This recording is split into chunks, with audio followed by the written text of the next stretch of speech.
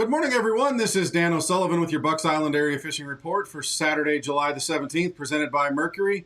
We're going to head on up to Guntersville and connect with Tom Ott and talk about him and his girlfriend Jennifer's win in the ABA Couples Division and how the bite is up there. We're going to talk to Tracy Robinson and see how everything's going on at Weiss Lake and Neely Henry. And then we're going to connect with Josh Herron and talk about Logan Martin and Lay Lake.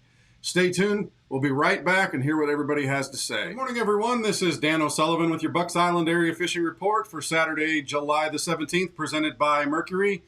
It's time for us to head on down to Logan Martin, Lay Lake, and talk to Josh Herron. What's going on down there on your end of the Coosa River? Man, it's not too bad. It's summertime fishing, so it's a little warm, but it is the time of the year for the spotted bass to start showing out. So they're readily available if you feel the urge to go look for them. It's a shaky head bonanza. It's a time of the year that you can catch quite a few fish if you wanted to kind of slow down and present something like that, correct? Yeah, man, it's a kind of a cool time of the year on the Coosa. You get to do a lot of things that you don't normally get to do. Like, man, I love to power fish, but I still, as stupid as it sounds, I really like to play with a drop shot. I think it's fun to play with electronics. So this is the time of year you can really go bang out a bunch of little ones and possibility of catching a bigger spot. The bigger spotted bass are still going to be concentrated around brush piles and current when available. I know that you've got one of the more advanced electronic systems that I've seen on a local pros bass boat. How would you go about finding that kind of stuff? Would you spend a bunch of time in the seat, look at creek channels? What would you spend time doing? Man, there's no way to do it other than spend time in the seat. Basically, this time of year, if I'm going to go look, I take a cooler, I fill it up in the passenger seat with water and food, and when I run out of water and food, I go home.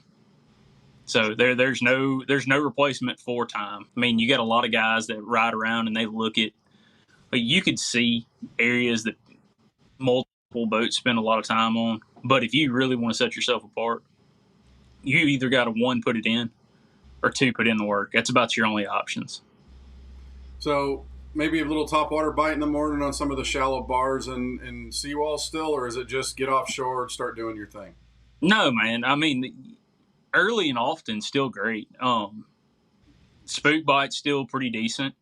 When we got current, whopper ploppers, a great way to catch fish. It's awesome with kids as long as you can dodge treble hooks.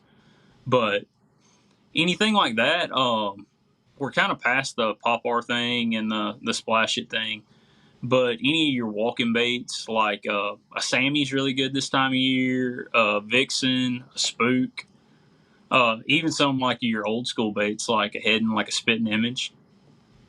So it's not really anything you really got to play around with or take your time with. You can really cover some ground with it. Well, man, as always, we appreciate it, and we'll talk to you again soon. Thanks, man. Good morning, everyone. This is Dan O'Sullivan with your Bucks Island Area Fishing Report for Saturday, July the 17th, presented by Mercury. We're going to head on up to Weiss Lake and Neely Henry right now with our pro staffer and friend, Tracy Robinson. Tracy, tell us what's going on at Weiss Lake and the bass bite. All right, Weiss Lake, good bite this week. I did kind of keep it a little simple, though, but ledge bite, that's the only thing I did. Probably could have caught them other places, but whenever they're eating the big crankbaits, it's hard for me not to throw them. So may find some other patterns out there, but for me, what was most successful is that 6XD. And I even rigged up an 8XD and just kind of crawled it a little bit in that 13 to 15 range, but scan, find a few fish, turn around and fish for them, and it wasn't really hard to get it bit. So those fish are definitely out there on those deeper ledges. But as always on the Coosa River, you can catch them shallow year-round. So I know that bite's happening, but I just didn't do it this past week.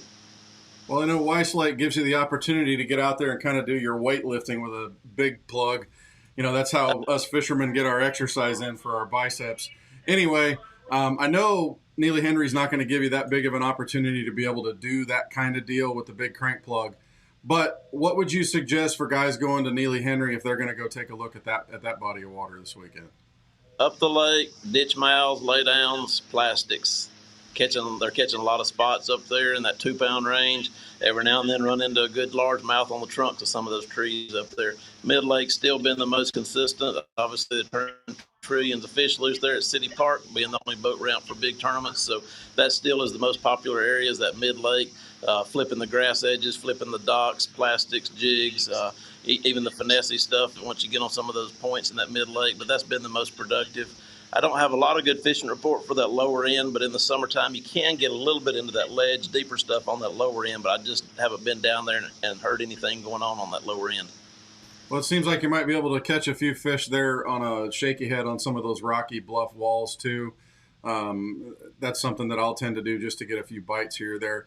Crappie bites got to be a little bit tough in this heat. I imagine you might be able to find a few on a bluff wall. I mean, bluff walls, maybe even brush piles, ends of docks, those kinds of things. With the jig, probably have to go vertical. Might even have to go to a minnow this time of the year too. Yeah, I know. I have a few of those schools out there while I'm running the Panoptics, both at Weiss and Neely, and even at Guntersville. There's still some pretty big schools of crappie schooling around out there. Well, might not be a great time to eat those fish, but I guess if people are doing it for food, that's a good thing. Tracy, thanks so much, man. As always, we appreciate everything, and we will talk to you again soon. Good morning, everyone. This is Dan O'Sullivan with your Bucks Island Area Fishing Report for Saturday, July the 17th, presented by Mercury. We're going to head on up to the big lake where we get to throw a little celebration around. Tom Mott and St. Jennifer, I know she came through for you right at the end with a big cull. You guys walked away with a couples division championship title. How are you guys doing, and how did the fishing go? Man, I'm telling you, Dano, it was not slow. I mean, we caught, I think we caught around 25 fish, so we had a really good day. And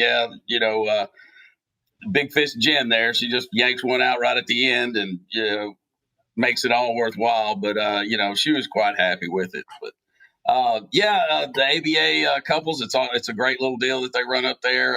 If your girlfriend, your wife likes to fish, bring them on out. It's a great time. But the fishing was really, we kind of relied on some deep stuff and some shallow stuff, just like we've been talking. It seems like the fish are starting to get back into the groove of the grass. You can kind of get yourself away from the jet skis and that kind of thing when you get off into that thicker grass. But we just kind of mixed it up a little bit. TVA was doing their part, pulling a lot of water. So, that always makes the fishing better on an impoundment like that, like the Tennessee River. But, again, those fish are on those ledges. And about everywhere we went, we were able to catch fish. But we did mix it up. We went shallow, we went deep. And just throwing, your standard little baits right now this time of year, shaky head on the ledges, Carolina rig on the ledges, crankbait.